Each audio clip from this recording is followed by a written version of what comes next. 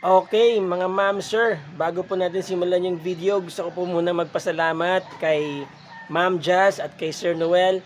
Mag-asawa po sila, lagi po silang nanonood sa atin.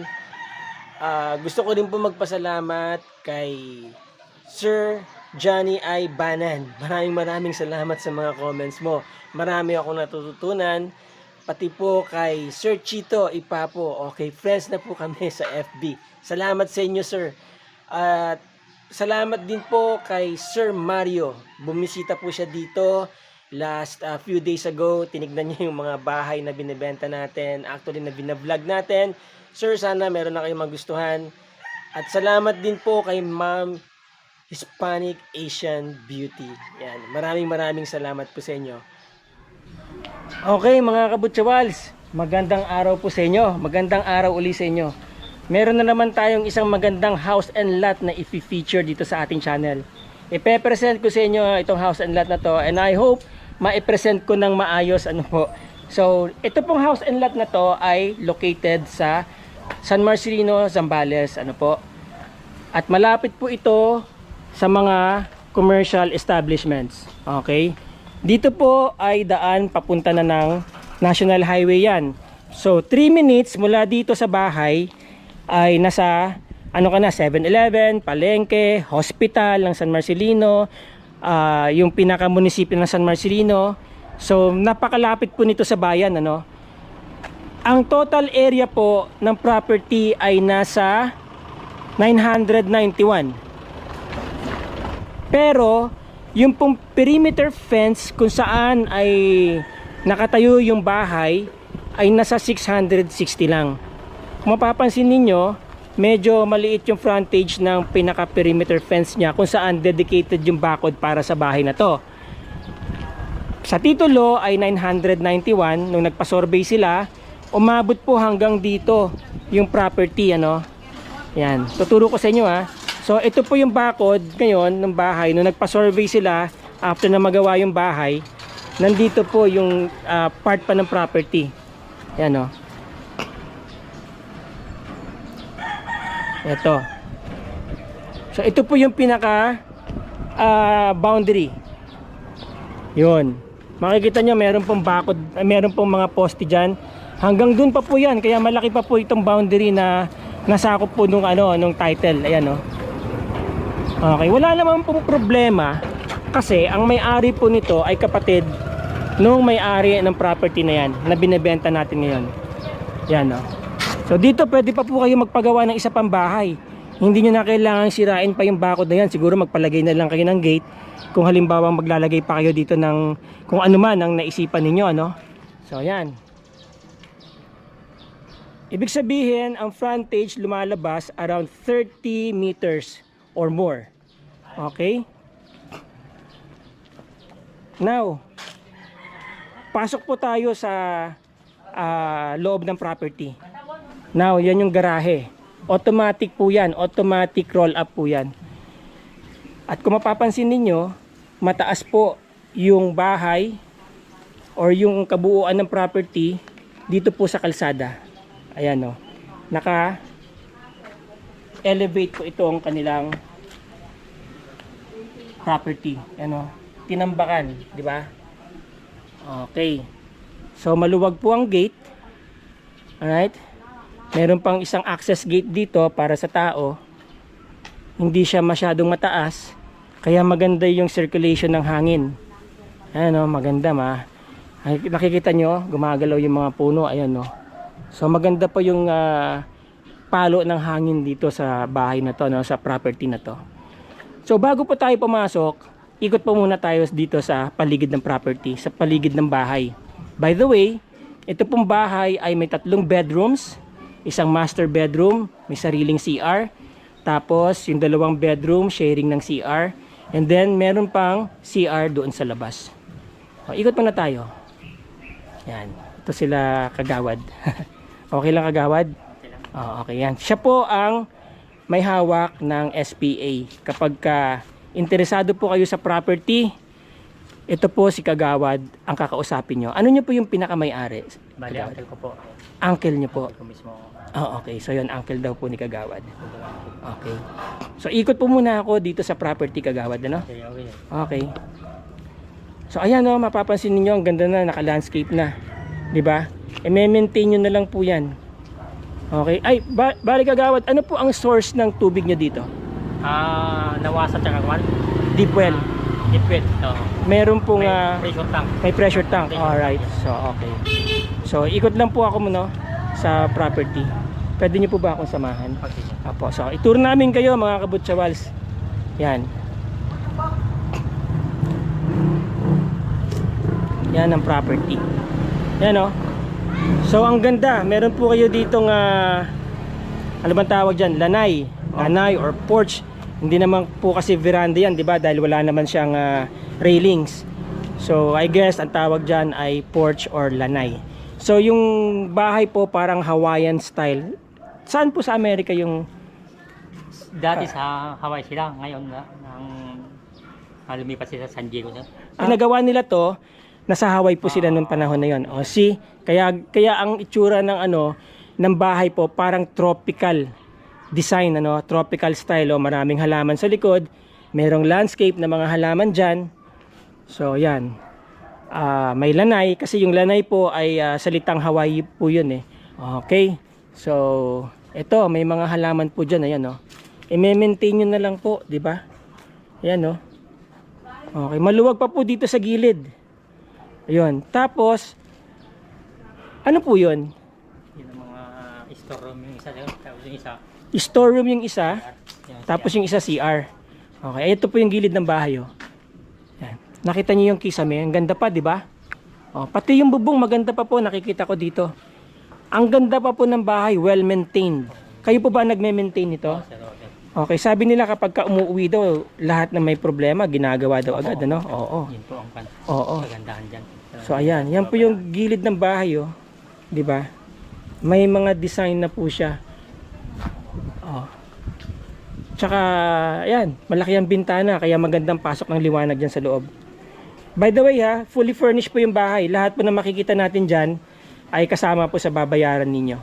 Kung sino man po yung buyer diyan na nanonood. 'Yon. So ito yung yung pathway dito, Ayan, pinaka walkway, 'di ba? Ayan. Maluwag. Tignan niyo, ayan 'Di ba? So mayroon pang isang gate na maliit dito. Kasi ito po ay papunta sa mga kamag-anak din, Mga kamag-anak, oo. Pwede niyo naman isara 'yan permanently kung gusto niyo, pero ayan. So may gate pa diyan. May mga palm trees na dito na nakatanim, malalaki na. Guyabano, ayan may mga bunga na. May mga magagandang masiteras dito. Maganda yung design ng bintana, 'Di ba? Parang naka-louver sa tabi yung moldura niya. Ayan. Tapos merong pinaka labasan ng hot air diyan sa area na 'yan. Ayan, ventilation, 'di ba? Ayan, ang daming ventilation ng kisame. Yun, Okay.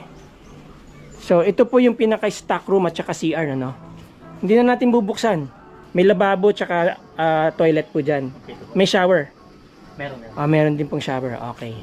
So, maganda rin, Maganda rin ang pagkakagawa. Ayan, Naka-spandrels din po siya, puti, powder coated.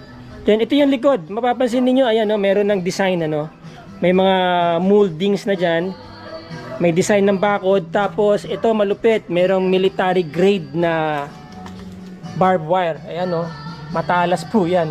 At saka hindi po basta-basta napuputol yan. Tapos ito, palagay ko kwarto ito. Malalaki ang bintana niya, 'di ba? So, diretso po tayo. Pasensya na po kayo dun sa music sa labas. And then dito, meron po ditong lanay. Okay, lanay po ang tawag diyan sa pagkakaalam ko kasi nga nung dinidesign po itong bahay, inspired ng mga bahay din siguro doon sa Hawaii. So ayan, merong bintana dyan sa tabi ng pinto, may access dyan, papunta na naman sa loob ng bahay. Alright. Tapos dito, mapapansin po natin, meron po ditong logo ng United States Navy. Ayan, oh.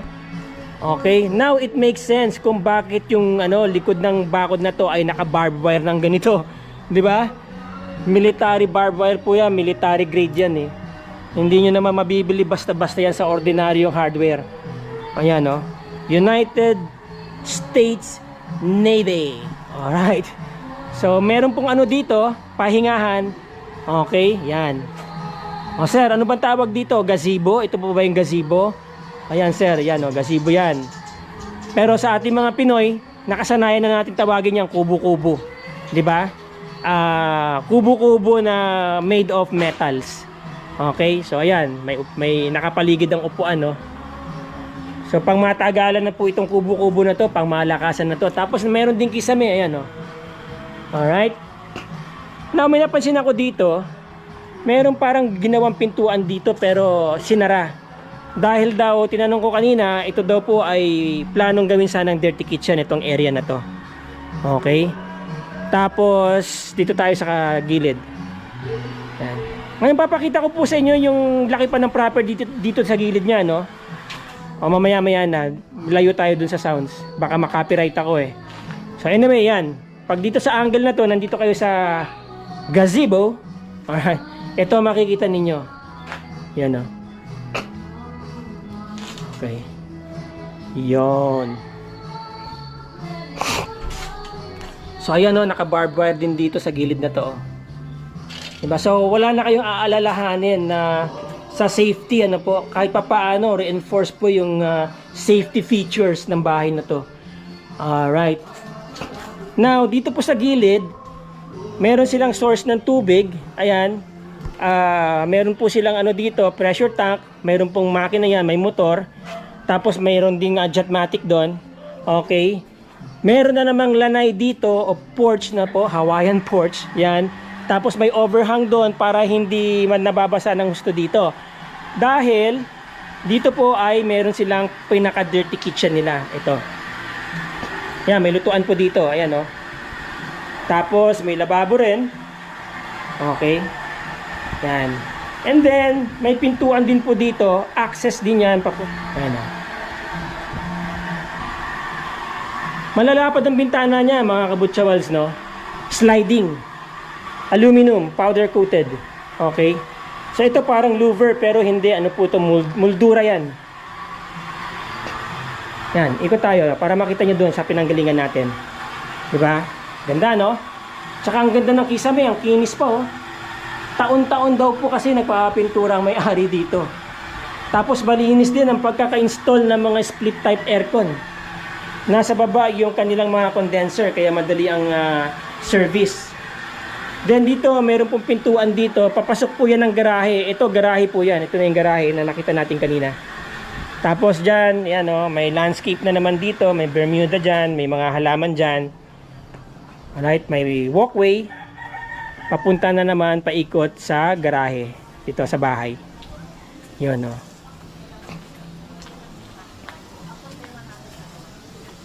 Bagong pintura ang gate, oh. Yan. Ito po ay automatic, automatic roll up po yan. Yan. So, maski itong garahe, may mga bintana, oh. Kaya maganda talaga yung flow ng hangin dito. Maganda yung hampas ng hangin. Hindi ko lang alam kung nasaan yung dominant wind, no? Pero tingin ko, nandito po yung dominant wind. Saan po yung pasok ng hangin? Kagawad, saan ang pasok ng hangin dito? Dito? Dyan ang gagaling. So, pasok doon ang hangin. Okay, galing. So, salong-salong dyan pala yung hangin, kapag binuksan yung mga bintana. Galing. So, pasok na po tayo sa bahay. Yan. Ito ang design ng kanyang lanay dito, oh, ng kanyang porch, ang ganda. Yan. So bukod sa naka-elevate itong property doon mula doon sa gate, naka-elevate na siya ng mga kalahating metro. Ang taas. Mga half meter, And then naka-elevate na naman siya dito ng mga kalahating metro uli. Pagdating dito. Ayan, no. Tapos naka-elevate uli yung flooring doon ng bahay, kung mapapansin ninyo. So wala talaga kayong takot sa baha dito. Hindi babahain to. Bumabaha po ba dito? Oh, hindi rin bumabaha dito. Meron man tubig konti. pero diretso na. Diretso na sa labas. Alright. Okay, so yan oh. Ang ganda po ng bahay na to. Lahat ng anggulo ang ganda. Walang magulo. Ayan. Oh. 'Di ba? Pati yung ano, pati dito meron pong yan, may fountain. Fountain po ba yan? Ayan, may fountain dito. Pwede mag-alaga ng konting isda dyan, ano? Oo. So merong pebbles dyan, no? White pebbles. Quartz, no? Oo. Tapos malapad ng bintana. May mga bintana na hindi movable, naka-design. Pero, yan. Kung mapapansin natin yung pinaka-grill niya nasa loob, no? Wala dito sa labas. Kaya maganda tignan, malinis. Oo. Tapos meron pa tayong double door dyan. Ito yung ating pinaka-main door. Yan. Oh. Yan po ang ating yan po yung inyo palang pinaka-main door. Alright. Pasok na tayo sa bahay. Wow. Kagawad, pwede ba natin buksan lahat ng dilaw? Yun. Nandyan po yung switch. Pagpasok nyo, nasa kaliwa yung switch. Yan. Yan. Yun. Merong ano, may magandang ilaw doon. Cove ceiling po ang design. Okay. Tapos, dito po sa ano, pagpasok nyo ng pintuan, dito sa kanan, nandyan na po yung master bedroom or yung primary room. Nandyan po. May sarili pong CR yan. Pero wala po sa atin yung susi, kaya hindi po natin mabuksan, ano. By the way, ang floor area po ng bahay, Kagawad, ilan? 142. 142 square meters. Okay, yan. Ang ganda ng bahay, ang ganda sa loob. Oh.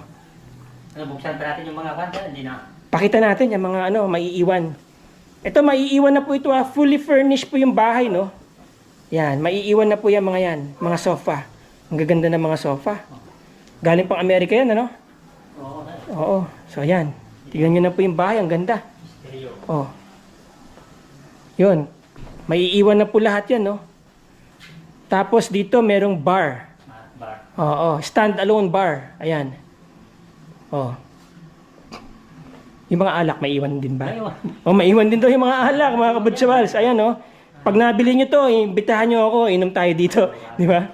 Okay. So, ayun. Okay, ito yung living room, ano? Ito yung pinaka-living room. Okay. Tapos, dire-diretso dyan yung living room. So, parang meron kayong dalawang salas, no? Lumalabas. Ito na yung siguro pinaka-receiving area ng bahay na to. Tapos, yan, living room, lahat yan. Okay. And then, ito po yung pintuan kanina nakita natin palabas dun sa likod. Yon. Ganda ng, ano, ng design ng wall. Naka-cove din po ang ceiling dito. Ayan. Nakapasok sa loob. Tapos, ito yung isang kwarto. Okay. Wow. Ganda naman. Oo, solid na mga pinto, oh. Yan, maiiwan na po itong ano. Yan, merong ano dito. Ano ba tawag dyan? Hindi ko alam. Bahala na po kayo. Okay, paki-comment na lang po. Tapos, yan. Kita nyo, yung mga kortina, ang gaganda. Oh. Madaling slide, oh. Ayan. So, ito po yung view dito sa labas ng kwarto. Sa labas. Mula dito sa kwarto. Tapos, ito dito sa gilid. Dito tayo dumaan kanina, eh, no? Okay, ayan. Oh. So, nasa loob po yung mga grills, no? Ayan, no? Para malinis tignan sa labas. Di ba? Merong split type aircon dito. Okay, yan ang kisame. Tignan nyo na. Tapos, built-in cabinet. Okay. May salamin. Oh, ang ganda, oh. Ang smooth na smooth yung pagkakaslide, ha? Okay, oh. Ganda. Alright. So, ano to? Plywood. Oh, tapos aluminum, no? Okay. Yan. Silipin natin yung CR. So, ito yung switch. Ganda ng switch din, ha? Ang lalaki, oh. So, silipin natin yung CR. Ito pa yung CR. Common CR ng dalawang kwarto. Yon. Okay, may vanity mirror, oh. Meron pa mga bumbilya dyan. Para kapag nag-asikaso kayo ng makeup ninyo. Diba? Kitang-kita. Lavatory. Water closet.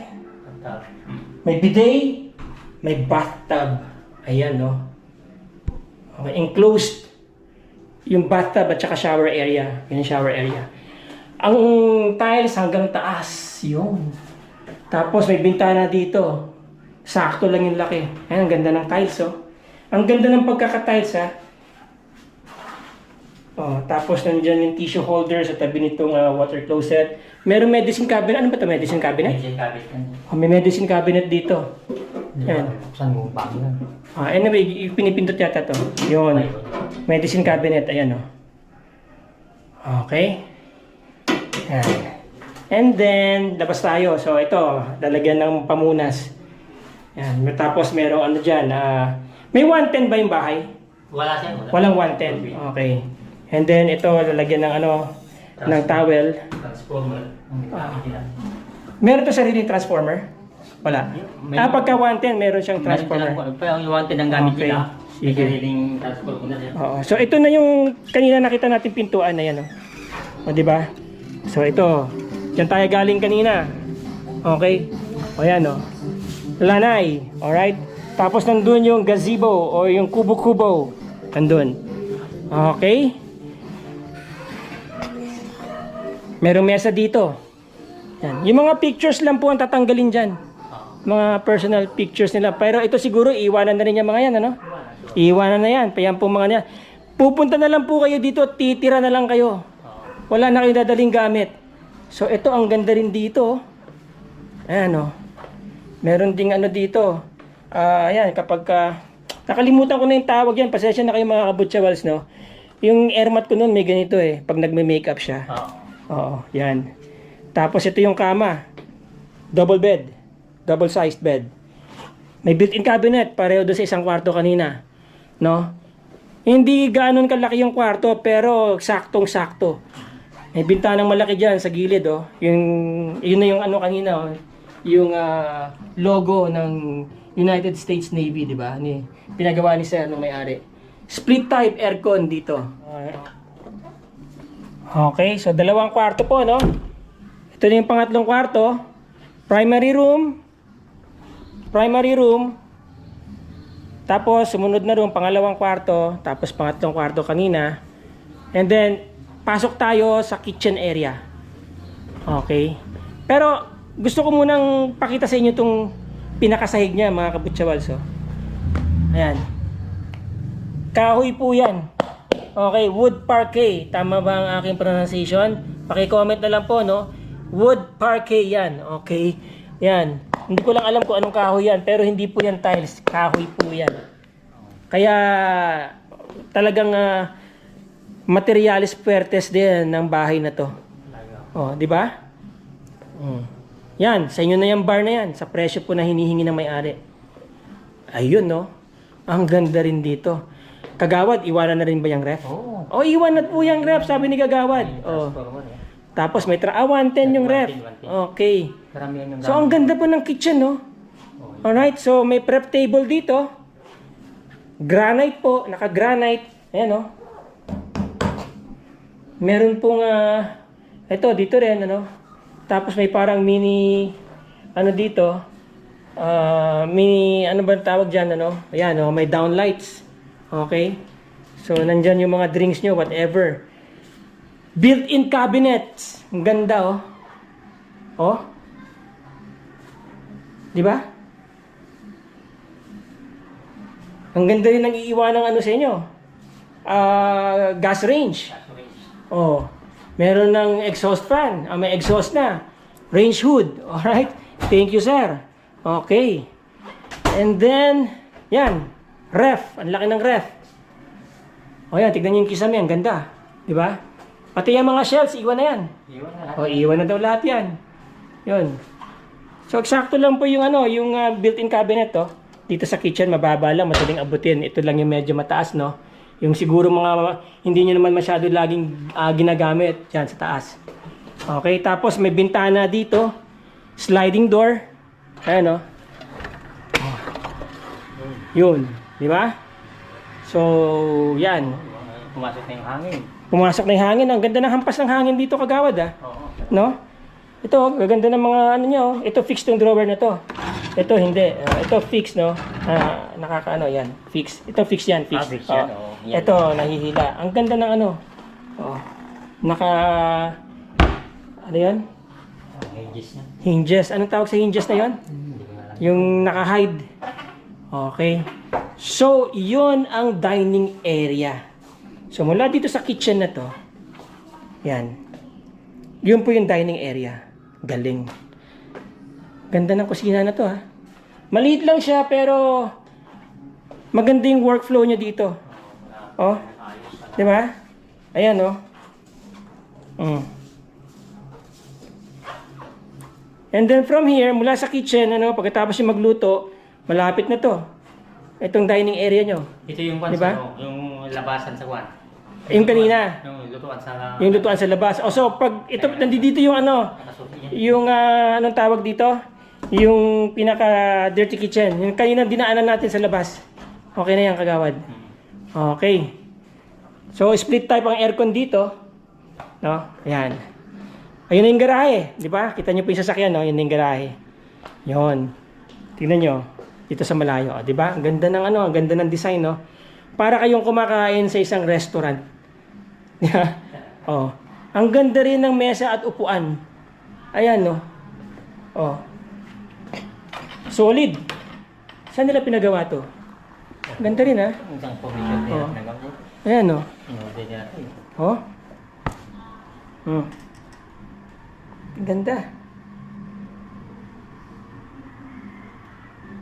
Okay. Tapos may bintana dyan. Ito nyo naman yung holder ng tali ng kurtina. Di ba? So ano yan? Plastic, no? Yung halaman. Napeke rin kayo, ha? Okay. So ayan, no? May ano pa dito. Okay. Meron pa kayong pwedeng ilagay na painting dyan. Tapos ito na po yung garahe.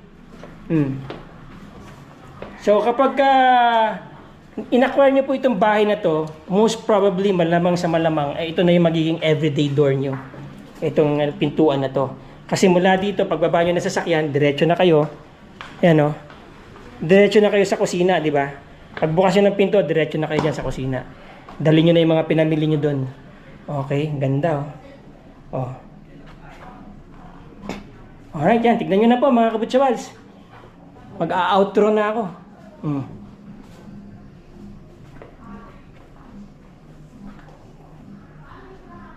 Okay. So, mula dito sa kitchen, yan ang view ng ng living room. Yan. So, yan po ang ating living room. Yan pala ang inyong living room. Okay? Okay, there you go mga kabutsawals, mga ma'am, sir dyan.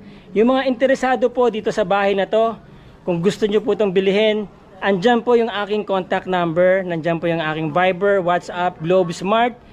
Email nyo ako, nandyan din po pati yung aking Facebook link para makontak nyo po ako sa Messenger. Napakaganda po ng bahay na to. Ngayon, magkano po yung presyo? Kagawad! Tanungin po natin kay Kagawad kung magkano po binibenta itong property. Kagawad, magkano po binibenta yung property? Bali, ang bilin sa akin, sir, 17 million. 17 million ang bilin sa inyo ng may-ari. Opo. Okay, tapos kasama na po lahat. Lahat na Fully furnished. Fully furnished sa loob. Oo, yung mga picture na lang ang kukunin. Picture. Okay. So lahat po na nakita nyo dun sa loob ay kasama po doon sa 17 million. Gaano po kalaki yung property? 991 square meter. 991 square meters. Kasama po yung tinuro ko kanina, di ba? Kasama. Tama, okay. And then yung bahay po, kailan po na-construct? 2008. 2008. Pero ang ganda, no? Well-maintained. Parang bago. Oo. Ang floor area, 142 square meter. 142 square meter. So yun, mga kabutsawals, no?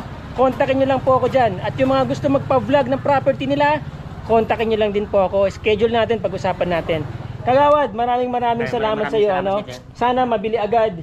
Oo, yun nga ang gusto ko, mabili agad para may komisyon kami ni Kagawad may dito. commission Sana bilhin nyo na po para naman meron kaming pang happy-happy. Happy. Okay. Again, maraming salamat po sa aking mga viewers, sa aking mga commenters dyan. Maraming salamat sa inyo. At sana nagustuhan nyo po yung presentation natin ngayong araw na to. Ciao!